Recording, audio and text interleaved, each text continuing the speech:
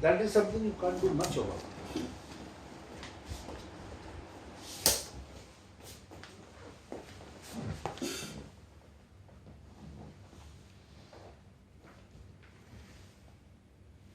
Greetings from Indian Medical Association. I am Dr. K.K. Agarwal, Honorary Secretary General IMA, President Heart Care Foundation of India. Welcome to our weekly webcast show, which will have a telecast for the doctors as well as for the healthcare workers. And every week we call an expert. And this week we have called Dr. Harsha Johari, who has recently been awarded with Dr. B.C. Roy National Award. So let's first congratulate him for receiving the award. Thank you very much. And this is being brought to you. You can watch it in IMA website. You can also watch it in IMATV website, who is our technical partner, and Librate, our digital partner. Let me introduce Dr. Harsha Johari again. He's a close friend for the last many decades. He's a senior consultant transplant surgeon and chairman Department of Renal Transplant Surgery at Sir Gangaram Hospital and also at Artemis Health Institute. The most important thing is that he is an advisor organ transplantation to Ministry of Health and Family Welfare.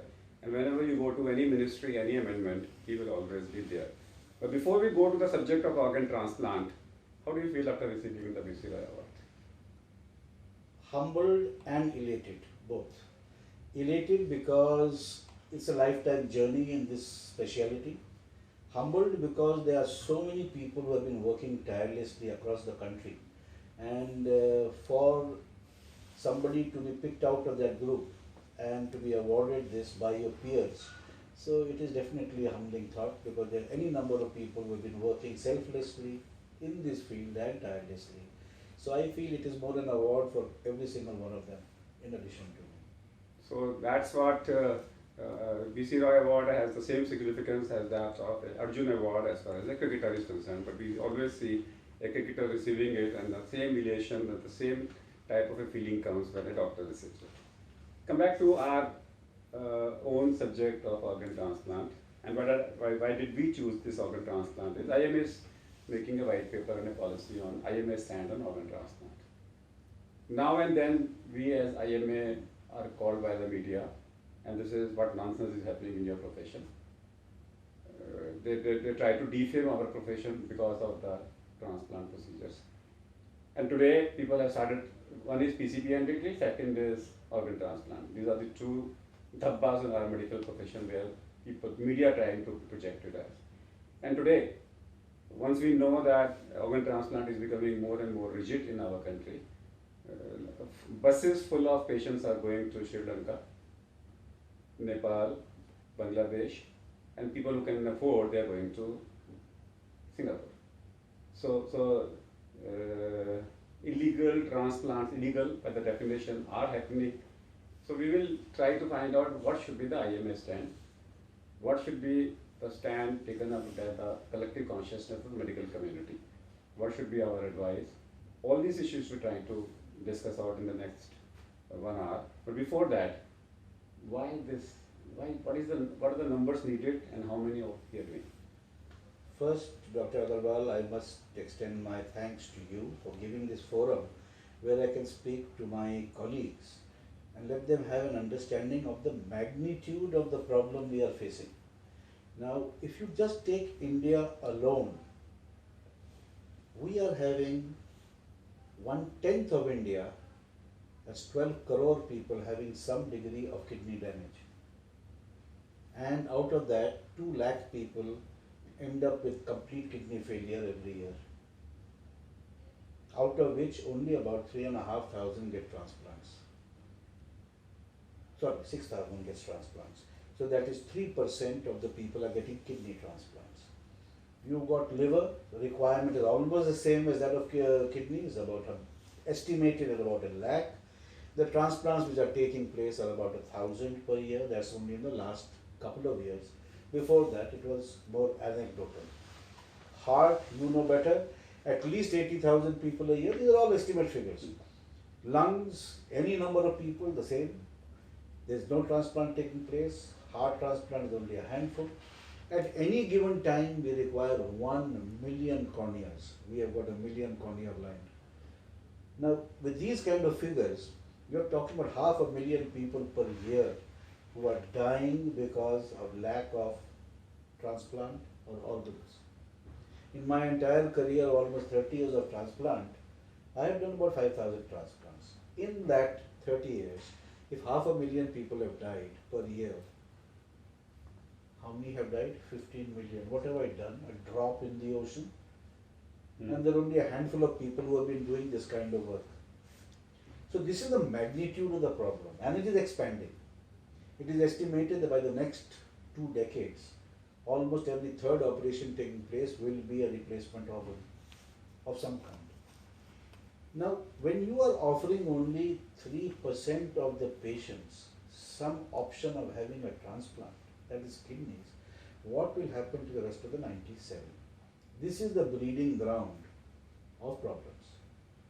Now, on one side, if you see the patient, your heart actually goes out to him. He has got no family donor. Suppose you come from a family where everybody is diabetic, or everybody is hypertensive, or somebody's already had a heart disease and had a bypass, or they have got polycystic kidneys. What do you do with that family? Where do they get donors? So you feel a bit soft towards them. But then you see the larger picture. And the larger picture is that once you start allowing this kind of trade or commerce, then what happens? Then the next step is exploitation and blackmail and coercion and all kinds of other unsavory activities. Plus the standards will fall. So sale of organs in any civilized society cannot be permitted. So that is my first and foremost recommendation to the IMA, that this is a worldwide thing, that sale of organs has been banned quite correctly. When you see the larger issues, only one country tried this, that was Iran, where they allowed the sale of organs in a transparent manner, where the government would step in and make sure. What happened was that they had virtually no waiting list for the kidneys, but all the other transplants came to a halt. Cadaveri program did not take off because everybody is busy doing the live transplants, and people started flocking from other countries. So ultimately, they also have had to back off. So the question of organized sale, state-sponsored or state-governed, is not going to take off, and it will not be accepted, because invariably there will be some problems. And then again, we have to have cadaveric transplant, which is what we have to push. Now, in the last decades, almost 2 decades, nobody was willing to join transplant surgery, because it is so much easier to go and do hernia, hydrocele and gallbladders and make a perfectly comfortable living without the stress. Because you never know, anybody turns around and puts a finger at you and accuses you. So much so that in places like PGI Chandigarh, you couldn't get a job as a PN possibly, but you could get a job as a registrar in transplant by just walking in. It is only now that in the last, say, 10 years, that the laws have become a little more protective and supportive of the profession, medical profession, that we have tried to shift the onus of responsibility onto the legislation and to the other people and the public notaries and the magistrates rather than the doctors. That people have begun to come in. Some degree of confidence has come into the systems of the government. But again, what we don't need is the episodes which have taken place recently, and they take your cause of transplantation back again by a few years, and again people are very scared, what's going to happen. Now, I do not know the details of this particular case. You know as much as I do, or I know as much as you do. However, I would like people to understand the process of donation. For every patient which is actually put up to the committee, be it the authorization committee, which is of unrelated donors, or the hospital authority committee, which is of the hospital doctors for related donors, the first thing to know is for every one patient put up over there, there are at least 10 who have been refused in the OPDs by the doctors, or chased out, or discouraged. Once this has been, now this process of getting the donor up to the committee starts that there is a donor has no existence on his own. He exists only in pair with a recipient. He is donor for. And right through the process, not that you come today and you have your approval tomorrow. You're going to have your investigations in 3 sets. You're going to be photographed and you'll be having a photo identity right through in couple with the recipient. Then you have to have government sponsored documents or affidavits. Then you have your high-end investigations to prove your identity, your address, your relationship. You use various government photo identities. You have a psychiatric evaluation independently that so and so is wanting to be a donor, he is not mentally challenged or in any way unfit, he knows what he is doing, etc., etc. And then you go for this committee which does not consist of anybody involved in the transplantation. So it is responsible people of society, the senior administrator of the hospital and some other clinicians who are senior doctors who will go through the documents. Now that also they are individually interviewed, the whole. Add to that the fact that the penalties for any involvement have gone up to unreal levels, up to 1 crore and up to 10 years in jail. Now I really do not see any senior clinicians of repute or any major hospitals wanting to even take up this kind of. But again, as I said, the specific case I can't speak.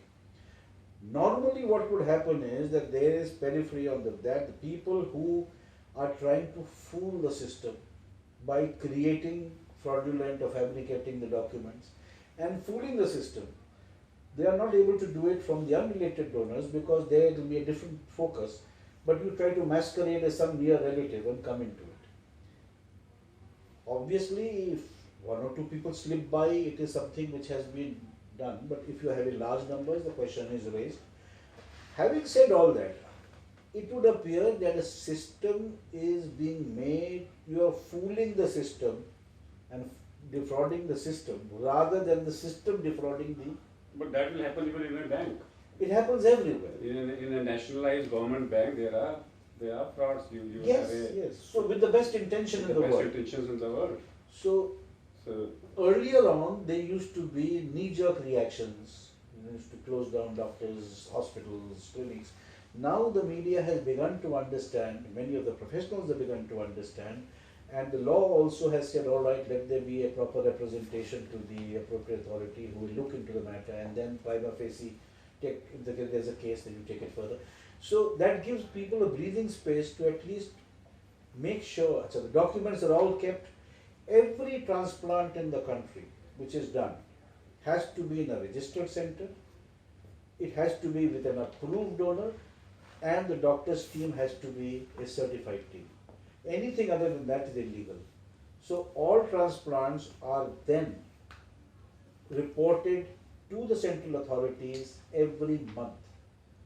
How many transplants, who was the donor, who was the recipient, how long did they stay, what was the cost, so that, and even later on, whether they were doing well or not. So this has been the procedure. So the one line is that it is practically very difficult to cheat, but It is possible. But it is possible. So that will be possible like in any other system.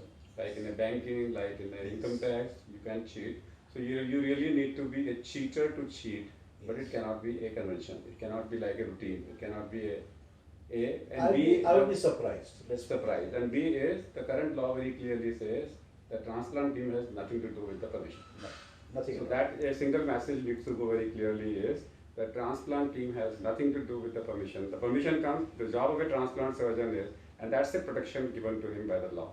And that's a good step which has happened in 2014 amendments, that nobody from the transplant team will be there. The second thing is, I want to focus again on cadaveric donor. How to increase that? Right. Because somewhere that's the only answer. There are, and that should cover up the whole deficiency of cases. Now, in 2004, the Honorable Delhi High Court had set up a review committee, a high-powered review committee of the original Act of 1994.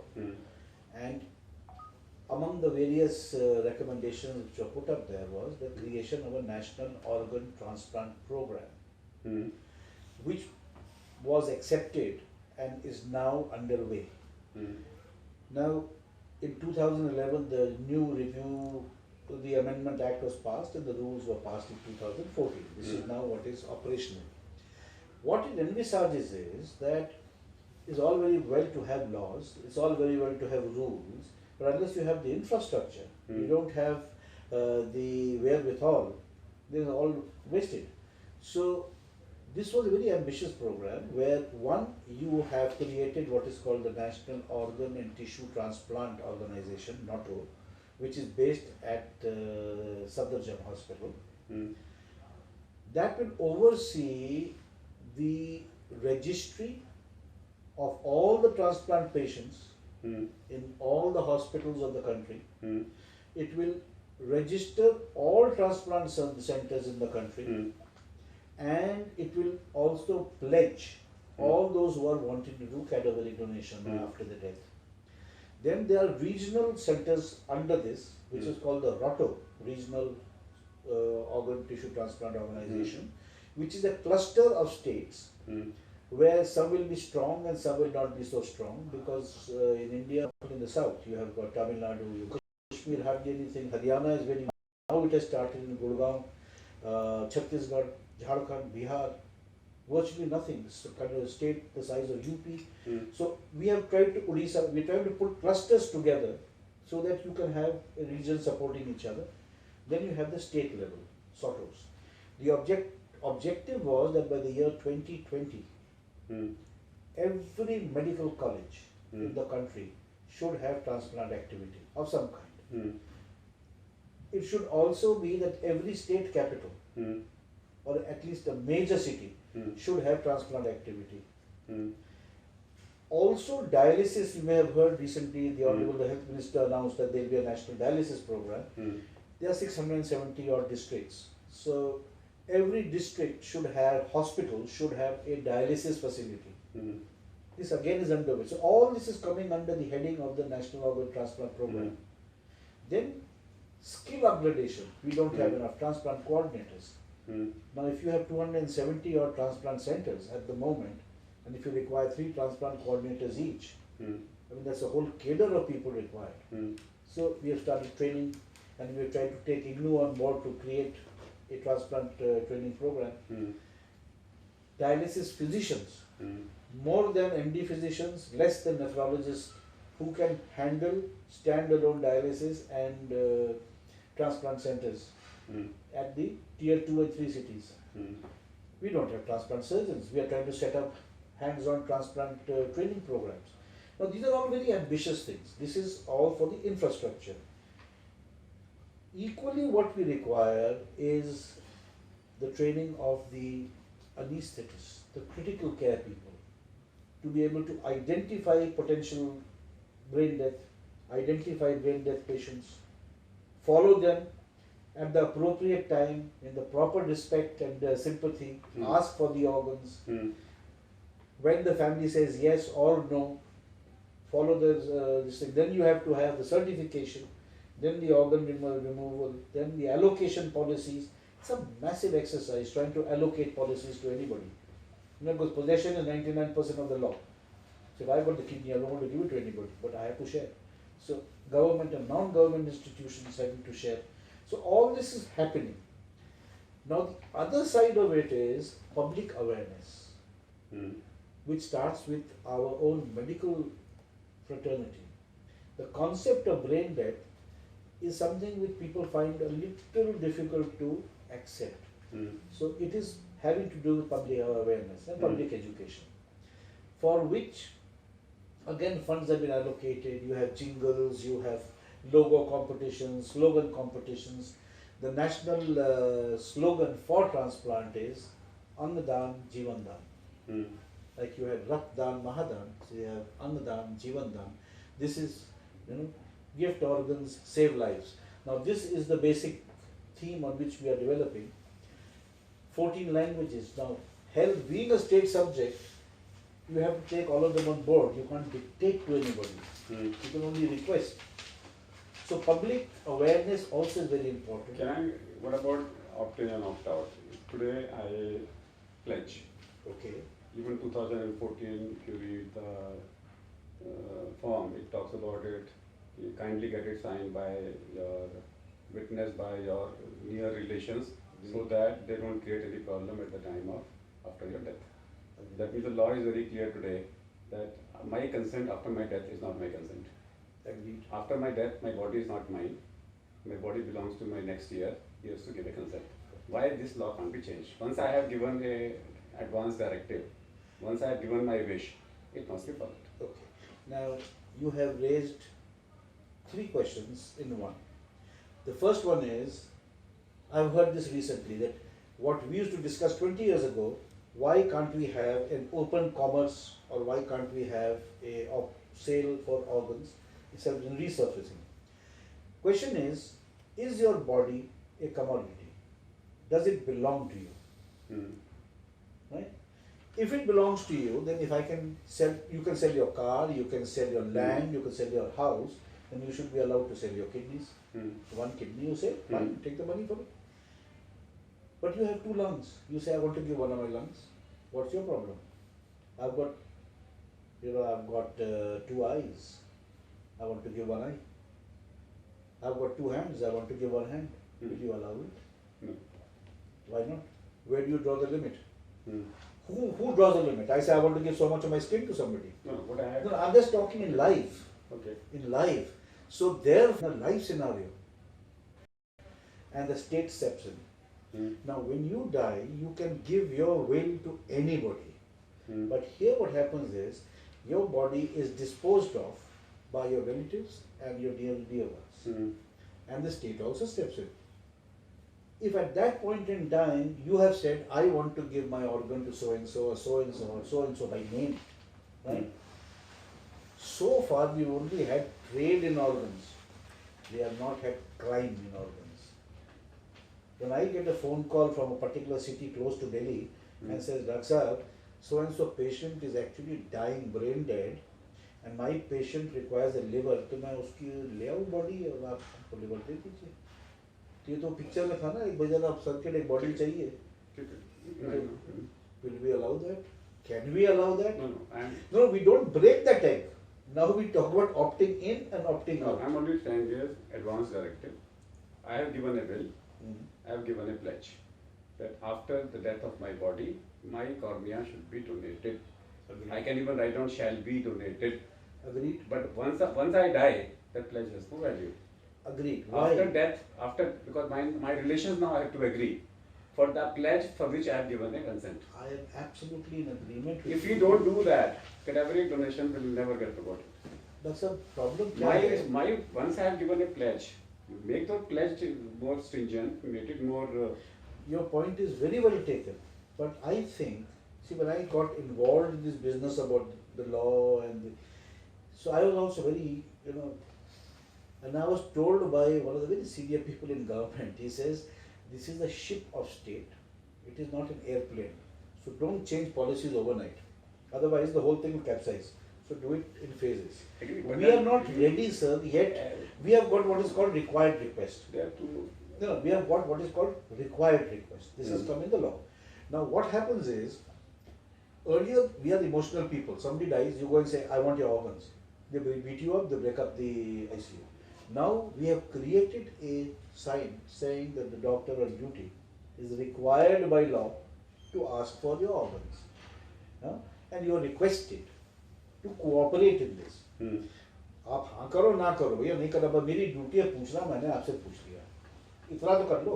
अच्छा, जब patient ICU में रहता है, required request is compulsory. Yes, the doctor on duty has to ask the relatives for in a brain death as well as in a death. Yes, no, in a brain death. अभी. What about in death cornea? Death पर तो देखिए वो भी आप मान लीजिए. The cornea is now being added. Has been added to the Transplantation of Human Organs Act and tissue. So therefore, I'm saying is that if there is a required request, that means in every death, the doctor on duty will have to ask, would you like mind donating your eyes or not? Absolutely, absolutely. Now I'll just take that separately.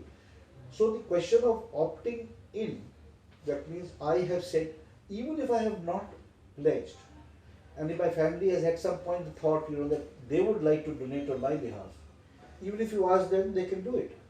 It is not mandatory that I should have signed a document saying, No. take my organs. That is all right. So there is We no have- legal binding I either am only way. trying to say is that my wish can be changed by my son after my death, which shouldn't be, because that's an insult to me. Agreed. If I have given a wish that my cornea should be donated, and if my family says no, Okay, now the answer to that that's is, all. I'm only talking about the wish. the obverse is that opting out. When you say, all right, everybody is Everybody considered is to be A in donor. unless he Unless- says out. Now what happened in Singapore just about 3 years ago, Mm. they have the opting out system. Mm. Somebody died Mm. and the doctor said, we want to harvest the organs. Mm. So the brother of that person said, I have no objection whatsoever. In any case, there is opting out. But can you wait for just 3 or 4 hours or 4 hours? My brother is coming in from America. They said, no, the organs will deteriorate. Mm. So we will not. So he only protested a couple of times and whatever, they went ahead. Now legally they were absolutely correct. Mm. But what happened is, this negative publicity which came from that, Mm. you took 4 organs, but you have taken 10 What steps IMA back. feels about the opt-out policy is that you have a right to say no. If you then don't say no, we take it out. In that case, if the brother has said no, then it is opted out. No, but he can't say no. Right? The person who has died is already opted in by the law. Hmm. And he's also not saying no, he's only saying hold on for a little while longer. But the doctors took it to the logical conclusion. We want organs in the best. I am, whatever it is, We have to IMA be, is for respecting the wish of a living person. yes. So I would feel that we should go a little slow on this. As It a will policy, happen. as a policy, yes, but there has to be a stand. Agreed. See, The my stand stand may become valuable after 10 years, but if I'll I'm going to give be you slow a- on my stand, I'll give you a very peculiar situation. We went to Spain, which has got the highest rate of donation. hmm, That's up to 40 per million population.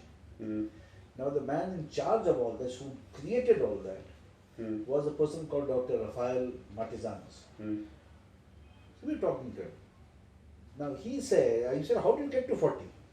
He says that 20 years ago, we carried out a national referendum hmm, that, do you want to give your organs? He said more than 50% of people said no. hmm, And we were having a rate of donation which is about 2 at that time. In 20 years, we have now got 240. hmm, And if you hold the referendum again, what do you think will be the answer? same.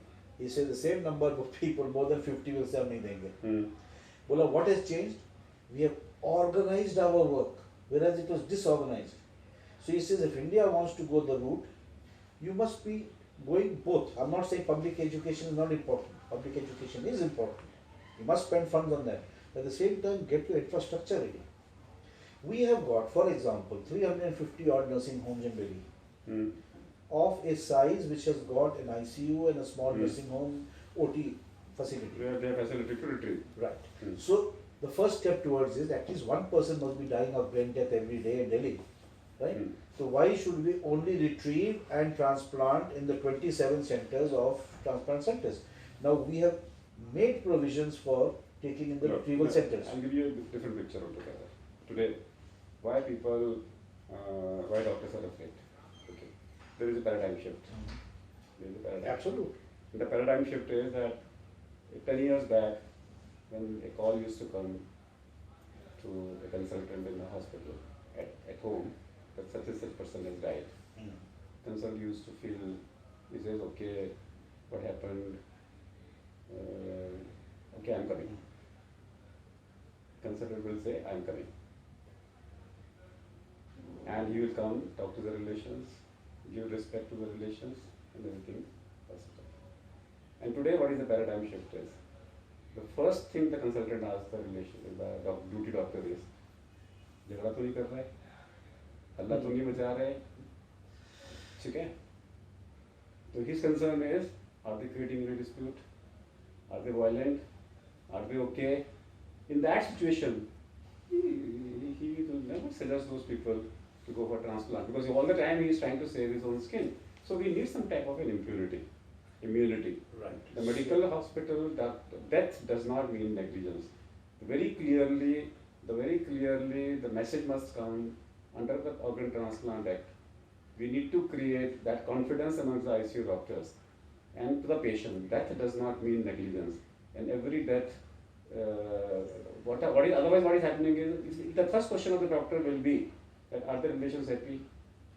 Are they creating some new cells? Again, you have raised as a Secretary General of the IMA a very major question. You have got yourself a document which has been made, I think is a red and blue kind of document, right? Which is to be stuck up, that the doctor on duty is immune or something, and if you do that, the police Yes. breaking some act or something, right? That is unfortunate, we have to issue that letter Right. because Having said that, how many hospitals are actually putting it up, most of the nursing home would. right? The smaller ones. Yes, smaller one. The smaller ones. The bigger ones, they are not. They're at least in the ICUs, in front of the OTs, in front of the casualties, at the gate of the hospital, in the billing department. At least that's the place these things should be put up. That's got nothing to do with transplantation. Then you try to touch a lawyer, right or wrong. Lawyer you touch, and everybody goes on strike. That's not Right? happening in the medical No. profession. Right? That's what. Today, they have even asked that when somebody said we will check whether they are genuine lawyers or not, they represent that please don't check. See, what is See, happening here? that is their If strength. you read our... And here sir, if somebody is driving on the road, he runs over somebody, what a drunken driver, something. But if you happen to be a doctor, then they say drunken doctor hits and runs. Why? So here what is that? So the doctor is an easy target. No, that's not. It's our own mistake. The first thing which Medical Council of India, if you read the first ethics, I must maintain the dignity of my profession and honor and dignity of my profession. Agreed. Under 1.7, I am supposed to criticize you for wrongdoing, but only in the council. Yes. So therefore, if I am going to go to the social media and criticize each other, because the council is not taking action against us, that's what it is happening. We are not supposed to. A lawyer cannot talk against a lawyer. If he has to complain, he has to go to the bar council. You He can't can't, talk he about- won't. No, even if he has to. Even He has to fight it in the council or their Yes. association, but not in the public. Not in the public. We have started criticizing each other in the public, and that's what is causing bad name to the profession. So- And here, somewhere, the councils needs to come forward and say that nonsense will not be See, allowed. why you're talking, sorry, I'm to intervene. In medicine, generally, the law does not intervene directly except in transplantation. Because why? There is a normal human being involved. The ill person is there. They're not bothered about the ill person. It's the donor, who by definition should be normal. If he's normal, he should be left normal. He should not be given a short shrift. He should not be coerced, blackmailed, threatened. He should not be cheated. Equally, he should not be harmed. Absolutely. So that is why the law has entered directly. The other one is the unborn child, male or female, and that is the other one. Other than that, we are now being hit by the negligence. And how do we make ourselves immune from negligence of death? People don't accept it now. I have paid you, and therefore you are responsible. Patient has died. Why is he died? I have spent so much money. So with that, So it is an attitude. It I'm is an still saying attitude. is that all happens because we criticize each other. If doctors stops talking loose, if the Medical Council of India becomes strict, Yes. that we will not allow doctors to talk loose. Now, I was there in the ethics committee of MCI for a year. Now, doctors have started charging money. Call me and I'll give you evidence against another doctor. They're trying to convert it into a profession, which is not. See, therefore I'm saying, if some doctor is doing wrong, it's your duty to expose, but not defaming the profession. You can't defame the profession. That's it. Okay. The person Now, may the be at fault. incidences like this, what has happened in the organ transplant, is defaming the profession. When you know that the doctor is not involved, why defame the profession? That's what all of us have to see to it, the dignity and nobility of the profession is not impaired. I reverse back to another thing is that if a person has a brain death, and there is a provision in 2014 rules that who pays. Okay. After that, once I declare death, once I know this is a brain death, and now I'm looking for a donor. Okay. I said that my family member has died and I'm willing for donation. Okay. The time I said I'm willing for donation, the billing cycle should stop as per It the does. It does. I know, as per the law. Yeah. As per the law. But the donor is not available. The recipient. The recipient is not available.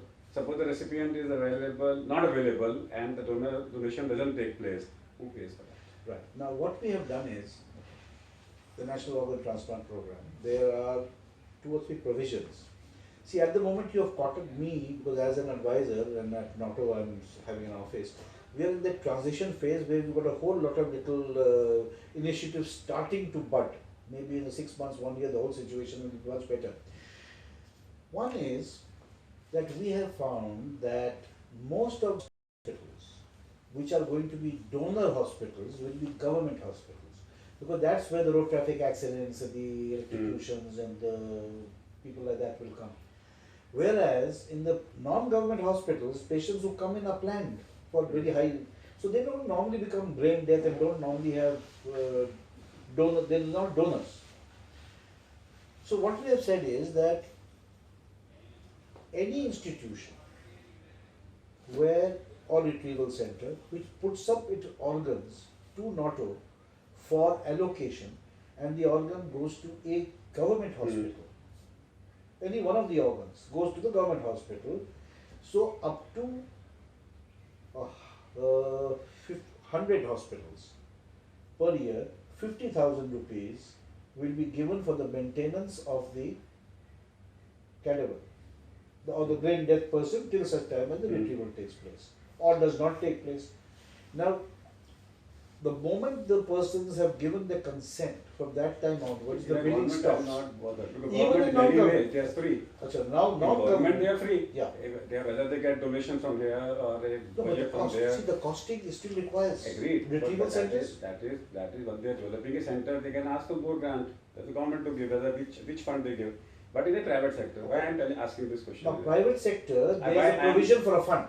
But I am okay. There is a provision for a fund which is being created or should be created, which at the moment there is going to be a conference in the next week at Bangalore for discussion on the economics of transplant, which is again a very major thing. You know, how to fly organs from one place to another. Who pays? Somebody has to pay.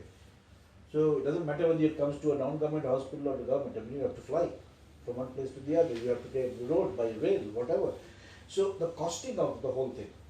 So what is happening is we said, all right, you make a fund where the recipient in the non-government hospital will be asked to put up a certain amount of money and he will be waiting. When he gets the allocation, then that will be debited to his overall bill. In the government institutions, the government will pay. Okay. So it is a fund which has to be created. I think the dynamics of it are still being worked out. Why did I raise this point at the IMA when I raised brain death? Most of the people say that they minted money after the patient has a brain death. So once you declare that there is a brain death, relations don't want to agree. They want to carry on. What is the law situation there?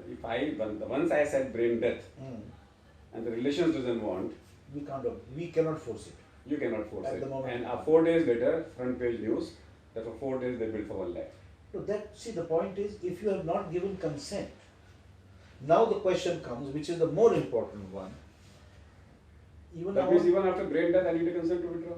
No, even our own doctors, you tell me how many countries in the world actually switch off the ventilator? They don't. The problem is, you are saying brain death. Now death is death. And the law defined very clearly in a cardiopulmonary or in a brainstem manner, if somebody is cessation of all functions, person is dead. Unfortunately, with the brain death, there seems to be a certain resistance. Blood pressure भी दिख रहा है, urine भी आ रही है, गाल भी लाल है, सांस भी चल रही है, अब ये तो वेंटिलेटर में चल रहा है, वो सब नहीं समझ में आ रहा, तो बोला मरा कहाँ है? So, if he is dead, he is certified dead, then we should, and that is 4 doctors. Cardiac death, one freshly minted intern can declare somebody cardiac death, and somebody just countersigns it, or a young house officer signs it, and you are dead. But brain death, you require 4 doctors, right? to examine through so many tests at a gap of at least 6 hours and do it again. Mm. So how many? 8 examinations, Mm. independent. Then you declare brain death, Mm. right? After that, you should be able to switch off the ventilator. You can't. Does anybody have the courage to say it and do it? See, this is again where the law is in conflict with the actual practice and also with human factors. This is what I'm trying to say. No? So then if you are not willing to give, the profession is getting a bad name because the bill continues. Once you have declared death, and then another 48 hours you declare, 50,000 is the bill, and at that time some person will come back and says that why you did not take out the ventilator. give it in writing, you want to have the ventilator switched off, you switch it off. But that consent should not be required by law. Agreed. So therefore But there the should be. concept of brain death is... Therefore, there should be a system where when there is a brain death, there should be the or appropriate authority for donation, where the DHS and the secretary, those committees should come and say, take the ventilator out. It should be a one-time thing. I think the other way IMA... around, they give a consent, continue, we will pay. जब आपने किसी को cardiac death के बाद में, the moment you declare him, you start withdrawing all life support systems, Agreed. right? Agreed. You don't require an act of parliament for that, for each one. Similarly, I think, as you are saying now, as a recommendation from the IMA, that if a person has been declared brain death, Hmm. duly declared by a body as per the law, right? Even Then- MCI clearly talks about the Huh. procedure. Then we stop and withdraw all ventilatory support. And all Unless the patient gives in writing that he will bear the cost. no, unless he is willing to giving the consent for transplant. Okay. Then you are keeping him on the ventilatory support for the purpose of donation, not to give him possible life, because he's dead. See, otherwise you're raising the concept of dead and dead. You can't have it both ways. या तो आप देने को राजी हो, तो आप हम we maintain you on that. Why I'm saying it- Then you don't pay. Sometimes what happens is there is a brain death and the relations want that body to continue for another 24 hours, declare it after 24, the son comes from the US. These types of requests also come. But either he is Then they are dead or paying. he is not dead. See, medically speaking, Hmm. forget the law for the moment. If you accept that there is something called brain death, So you're saying our stand should be very clear if there is a brain death and if that is death, yes, keeping it longer is unethical. yes, it should be stopped. It should be stopped. No question of payment. Where is the question of payment? If any hospital keeps a body on ventilation after declaring brain death and he is going to charge, then that is also unethical. But that's what is. Because they are giving into popular sentiment. No, You what- should what be able to happens switch is- it off. See, what happens is, out of the 4 doctors who are supposed to sign, They all have to sign. they all, If they don't sign, then he's not dead. then it's not dead. If So they don't all sign, he's not 4 dead. sign, then Twice. you have to declare. Yes. You have to declare. The form is very clear. All 4 have to sign, independently examine, after a gap of 6 hours again. तो 8 examination हो गए, उसके बाद में sign. And the time of death is the second examination, complete. Then you certify the person dead, having duly examined, etc., etc. Second exam, Yeah. second also the last. The last. Whosoever is the last. Once it has been done, then you switch it off. So let's come back to how much time we have. We still have around 20 minutes. Let's come back to points. How many points we have revised for IMA? That will become also part of our Absolutely. press release. One is IMA stand is so therefore if once brain death, you have to declare death. Yes. And if you don't do that, this is unethical. You can't maintain a person on that just That's right. even if the family has said no Our stand donation. will be unethical. Huh? If the family has said no donation, If family says no donation, then why are you keeping the person on No ventilator? donation. He's dead. no donation. Now, third thing then we have decided was that Security of the hospitals and the professionals. security of the hospitals in every death. Why only Yes, in yes. every death? We need to, otherwise we will not get promoted. And then you talked about a term called Required request. required request, that is mandatory, and that needs to be promoted by IMA at a national level. Yes. because most of the doctors are not aware. You can see the counters appearing in the Yes, hospital, yes. but general doctors are still not aware. Then you talked about need for skill development. IMA has a program of technicians training. IMA do certify, so we need to start dialysis. IMA need to promote dialysis technicians program. Absolutely. Okay, and IMA should also start program for the doctors in between MBBS and MD. In between MD and DM. Yeah. What about in between MBBS and MD? Can they also become? Well, that they probably would not have as wide a base as is required, because Okay, and then your feeling is DNA testing as on today is not required, if you have perfectly valid documents, unless in doubt. unless in doubt. Unless in doubt. But I go the way around. There is a list where you say you have to be father, mother, grandmother, grandfather, son, daughter. Yeah. Suppose I come back, I don't come back with any relationship certificate. I only bring you a certificate of DNA matching. Will it bear scrutiny? Huh? Will it bear scrutiny? Yes. Because this is again what we have done. Earlier on, this HLA business and DNA was to be done.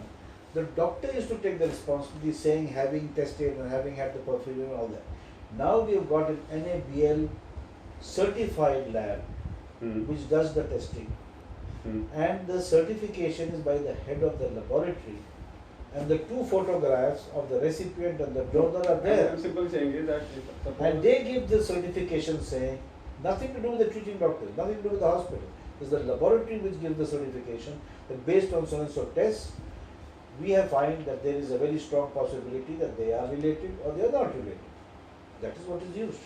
if the donor and the recipient themselves from a NABL certified lab brings you a DNA matching report, you will agree. I'm hypothetical situations are. Sir, I again hypothetical ask you, situations are. Somebody is, my brother is lost in like in a movie. बचपन में खो गया.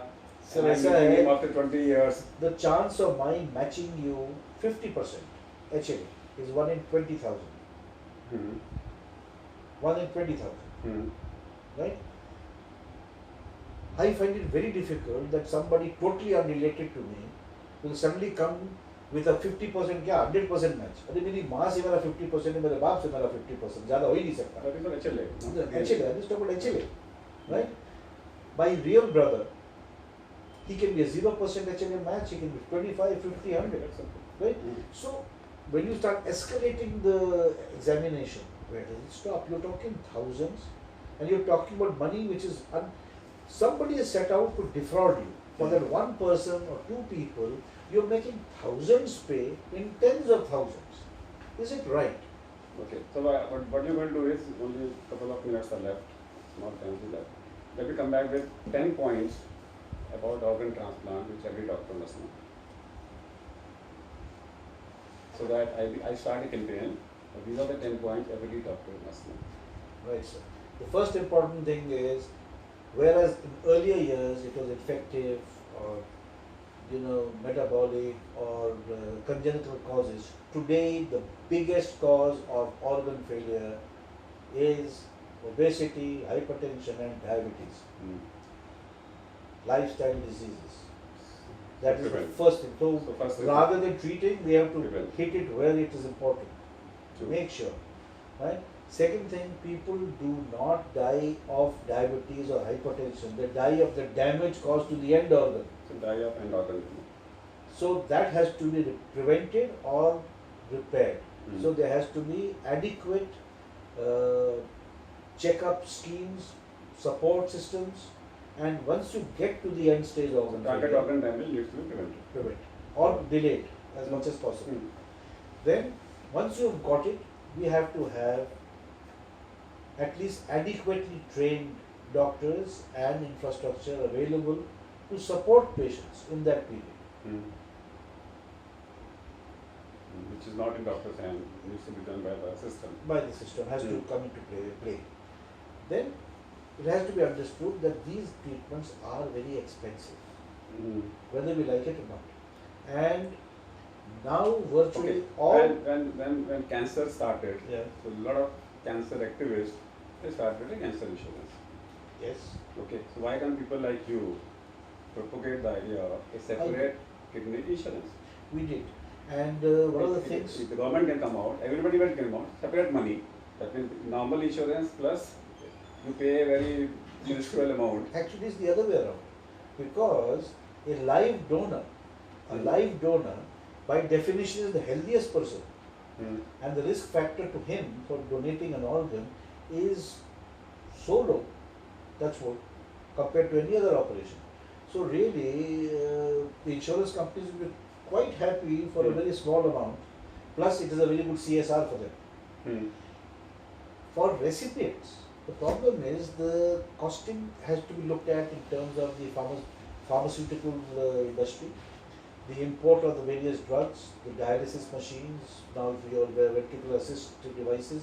The costing of that has to be looked at, that they are life-threatening, life-saving. Even now they are covered. Yeah, but then we can minimize the cost. Therefore, I am talking about over and above your normal insurance, separate insurance for a kidney, starting from your birth. People are doing it now. For cancer, for As it is bypass, cancer, bypass and transplants. People are beginning to do that. More than that, virtually all public sector undertakings, all governments and major institutions, private institutions, they're all coming forward to help. I mean, it is very heartening. Whereas 25 years ago it was treatment for the elite, today it is very much a treatment for the middle and lower middle class. You've got CGHS supporting you, you've got ECHS supporting you, a lot of people are supporting. And that's what every single chief minister, every prime minister has given something or the other for transplants whenever required. So people are coming forward, and insurance definitely, why not? Number 6.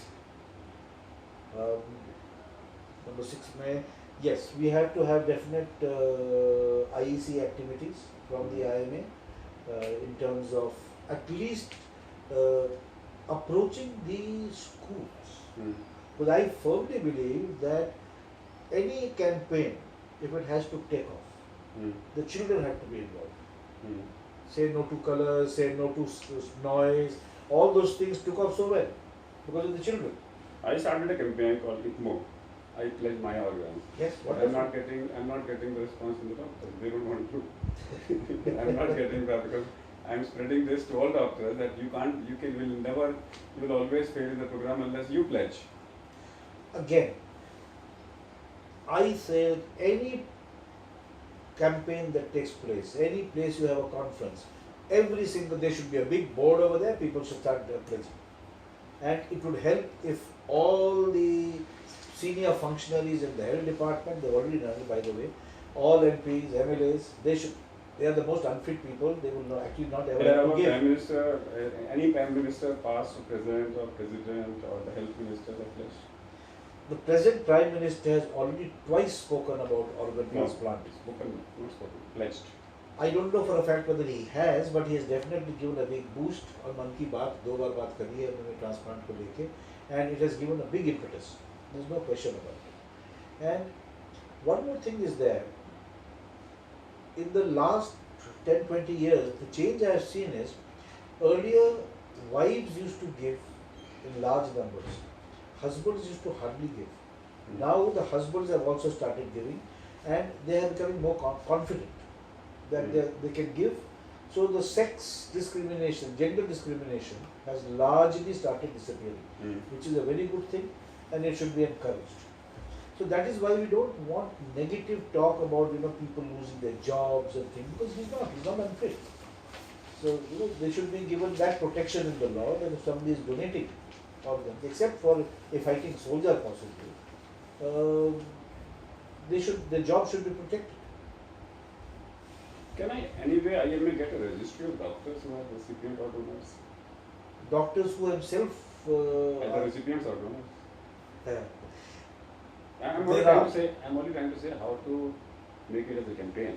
So I need either I get a list of politicians who are recipient or donors, or I get a list of bureaucrats or doctors, collect them together. Tricky.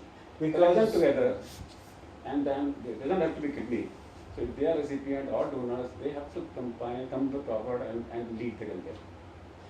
that I can look at and get back to you, but it is something which has to do with confidentiality, and they feel their Transplant, why should they become, I mean, they feel. Now there's a cardiac surgeon in the city, right? I did this transplant many years ago, and he was happily operating, and nobody in the hospital even knew he had a transplant. Now that's the degree of normalcy he had. Whether he would like to have come forward and propagate it, I don't know.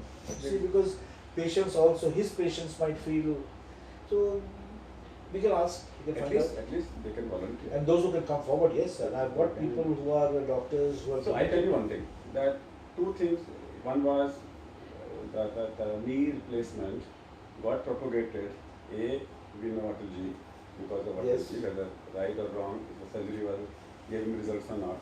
I did the first meeting I did in India Gate. So what I called them is, I called all the orthopedic transplant replacement surgeons. We had a meeting, then I told them, call all your patients. And we had a huge meeting which had live webcast, telecast, everything on Rajpath, India Gate. And we had 100 meters run, 200 meters run, and 500 meters run. For those people who have undergone knee replacement. See the amount of message with me. We have transplant games. Yes. That's what I'm trying to say. Now we have transplant games on World Kidney Day, World Kidney Donation Day. The World Transplant Games also, which take place, and in India they are also taking place. That could tie up with the IMA. Yes. I think that would be a very good idea, because the Delhi Nephrology Society or even the Indian Nephrology We would be Society, willing to do that, and when if there the IMA takes it up, then there's nothing like it. and if we can have the celebrities like doctors, bureaucrats, politicians. For that everybody, No, if they have, a couple of them have actually undergone a transplant, they should be able to. I'll give you an example. Everybody knows Amar Singh got a renal transplant. Absolutely. It is there Absolutely. as a headline. People like him should become the brand ambassadors. See, unfortunately, when he goes abroad and comes back, then people ask uncomfortable questions. It doesn't matter. But he should be. I said, so what? I got a transplant done in Singapore, so I'm going for a checker. So what? So what? He, on the contrary, he should feel proud. Either he shouldn't have declared. If everybody knows, then he should be the man. He should come out with this. Absolutely. He should I come out agree. with I agree with you. the ambassador. Last year in August, I developed pulmonary embolism. But yeah. Massive.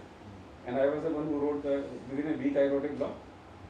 So that the way I diagnosed myself. Well, absolutely. And it was 7 of the doctors to whom I met, this was Alpex Habisoja. We were missing the diagnosis. So I over-investigated and got it. It's a history. So I'm now, because of my writings, a lot more diagnosis is coming in those particular conditions the way I behave. So I don't think so it is any... No, I agree with you. There should be no shame. There should be no shame. So what? And we are all human beings, and we definitely have problems. And if somebody... See, and finally, I don't know which point we have come to, 8th or 9th, or whether it's... Carry on. Right? And one of them will be Andan, Jivan Dan is definitely a message and a slogan. Right? I think that is very important. And one which I really want to give is that there is now, with more awareness, people want to give whole body donation. I am writing the last question as whole body donation. What is that? Unfortunately, what has happened is whole body donation is covered by the Anatomy Act, where speed is not important. बोलो हमने तो भाई body ले लो scientific purposes के लिए, research purposes के लिए, do what you like. Organ transplant, on the other hand, is limited to removing only for therapeutic purposes, the organs and the tissues. Now more and more people are coming and saying, पहले होता था खाली मेरी आँख ले लो. Now they say that तुम body ले लो, जो चाहिए use करो, बाकी आप donate करो. Now the two acts are incompatible, and yet the person is the same. So we have to now make a representation that somehow we have to find how the two can be made to work together. That if a family says कि भाई मेरी पूरी body ले लो, जो आपको use करना use करो. So the only organ which a tissue you can use under the Transplantation of Human Organs Act is cornea. If not usable, can be used for scientific research and training. But if you can get the two together, it will go a long way. Is there somebody who can help me out in drafting the whole thing? I'll sit down with you and we'll find some lawyers also who can draft it, because the two acts have to come together somehow. And what about the case of MLC? Now MLC, again, we are pushing for it. What has happened is that we are still stuck in the colonial era where post-mortem used to take place after 9 a.m. and in the daytime. क्योंकि वहाँ बत्ती नहीं होती थी तो आपने दिन में रोशनी में आप करो. अब यहाँ पे रोशनी आपके अंदर ज़्यादा अच्छी बाहर से कम, तो why should we be stuck with that? Again with post-mortem they only want to know one question: what is the cause of death which is unnatural? Now, whether it is criminally liable or not, that's what they want to know. अब अगर 10 लोगों ने देखा कि बच्चा सड़क पे भाग गया, कोई कुछ नहीं कर रहा, it's an unnatural death, but it's nobody's fault. ये छत से गिर गया. They want to know को ढकेला तो नहीं उसने. Now they are in no hurry. For us, organ retrieval or tissue retrieval, we are in a hurry. Again, the same problem of time versus requirement. So we are trying to make mechanisms that the. Today I was there with Alok ji who runs. हाँ, I know ये आपके the beach wale. Very nice. And he was giving an example that in one case there was a brain cell death. He got a call, and he had to call up the AIMS director. He had to call up the police commissioner and everybody to. And then they had the postmortem and donation. They carried on from there. From there. The law provides for that. They retrieved the organs and then they carried on with the postmortem. The law provides for that. See, again, there are some questions raised, that the post-mortem doctor has to be there. Now, one of the suggestions which I had given was that for the whole city of Delhi, for example, you can hire or keep 1 or 2 people who are recently retired post-mortem experts, right? Whose job will be to come in the middle of the night and stand by when the organs are being retrieved and then carry on the postmortem there. The second thing is, by executive order, you don't require a change of law, that you can declare the hospital where this MLC case is being removed, that this hospital is a temporary center for autopsies. Only for these cases, not for general. So, and this is like if you have a mass carnage, earthquake, then वहाँ पे जो schools हैं उसको बना देते हैं. Anyway, there is a law. It can be done. There is a law very clearly that in cases of accidents, the ACP has powers to waive off the postmortem, and everybody should know. Even the hospital should request. But I discussed this with a lot of people, and a lot of the policemen said only one thing: ये लेके चलिए कोई waive off नहीं करेगा. नहीं करते हैं. I got it done. वो नहीं कर तो देते हैं, but road traffic accidents में normally इसलिए नहीं करेंगे because of the compensation. इसलिए वो waive off नहीं करेंगे. तो बोला उसको you have to work with it and you take it to your stride कि है waive off कर दिया, very good. नहीं किया तो still have to. But at least people should be aware of that there is a law that you can ask for a waiver. And if he accepts it, great. If he accepts it, fine. But we should still have a mechanism. So should have a mechanism. And finally, one, sir, is that we should honor the donor. That is the single most important thing. Why we treat our donors so badly? Whichever way. I go a step further, that we don't have only to respect the donor, we should respect every dead body. Once we start respecting every dead body, we shouldn't have a mechanism where we say, hey, उठा के ले जाओ, बांध दो इसको, ले जाओ, mortuary में छोड़ दो. We must respect every dead body, whether it is donated or not. And if that starts, the scenario will change. Today, that's not happening. Very unfortunate, that's not happening. But in the West, it is a law. It is not. It is an unwritten law that a body has to be respected the same way as that of a living person. And that's what our Vedic teaching also is. And that's all for today. Let's thank Dr. Harsha Johri to be here with us. I enjoyed. I hope he also enjoyed. And we will come out with the documents from Indian Medical Association to promote it. That's all. We will come back next week with another topic. Till that, say goodbye. Thank you. Thank you very much.